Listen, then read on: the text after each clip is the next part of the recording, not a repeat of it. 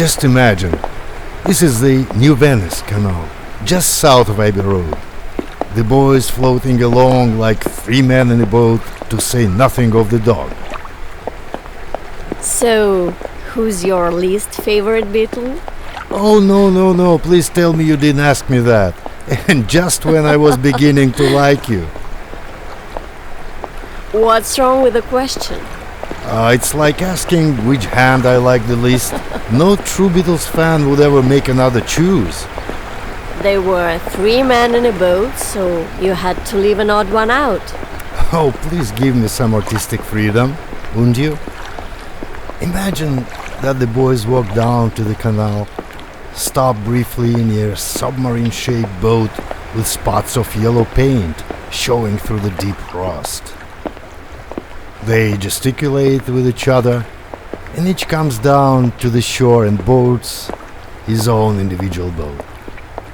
It is a white luxury yacht for John, a huge cruise ship for Paul, an Indian bus-themed one for George, and a river steamboat for Ringo.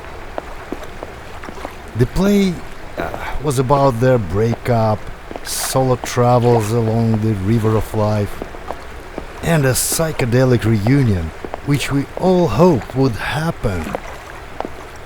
So there were four men in four boats, and you indeed said nothing of the dog. By the way, I have a sheepdog. Name is Hey Bulldog. He only likes the Beatles of the later period. I love it. Can I see him? By the way, I live right down the canal, but I doubt you'll like the mess. And if I don't like it, I'll get out of bed, get dressed, and leave? Oh, well, sorry, I didn't mean to. No, it's all right. Just overheard your silly jokes in the club.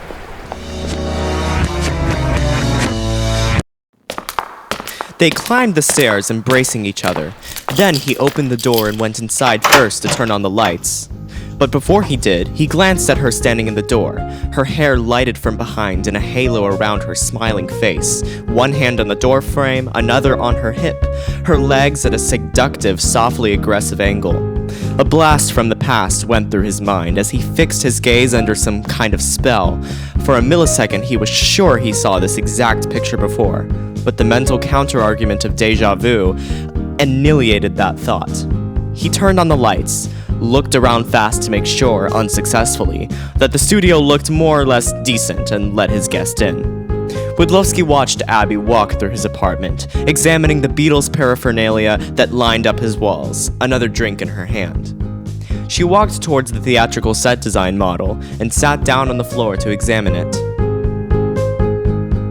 It might have looked unfinished to a guest or a visitor, but to a weathered professional artistic director like Widlowski, it was perfectly fine to have sudden cutouts, showing the creative team the inner workings of the design, or those rough undone sides which would face behind the set, and so won't be visible to the spectators. Yet through these distractions, it was very clear that the play was somehow related to those beloved Beatles, and that the model depicted a river delta with two very different areas, a multicolored bright one on the right bank of the river, and a monochrome gloomy dark gray one on the left bank. Widlowski stood behind and started pointing to her the boats he was just telling her about, and small but very artfully designed puppets of the Beatles. Whoa! You weren't kidding! Widlowski ruffled through his vinyl collection, picked one, and crossed the small room to the record player. He opened the cover and removed the turntable with a strong, sure push, unscrewed the top, overwound the rubber belt, and fixed it in reverse around the axis. He turned the power on, put back the turntable, and checked that now it rotated counterclockwise, and not bothering with the top and screws, looked again around his studio.